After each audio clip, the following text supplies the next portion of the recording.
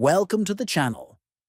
Today we are going to show you how to change distance units in the Google Maps app on your phone. This is useful if you want to switch between kilometers and miles, or let the app automatically adjust based on your location. First, open the Maps app on your phone. Once the app is open, look for your profile icon at the top right.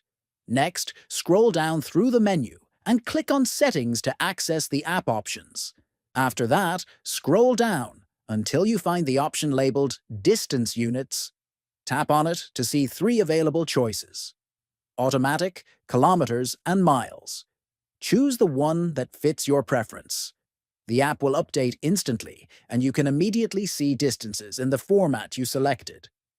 If you found this video helpful, make sure to subscribe to the channel, give it a like, and share it with your friends. Thanks for watching, and see you in the next video.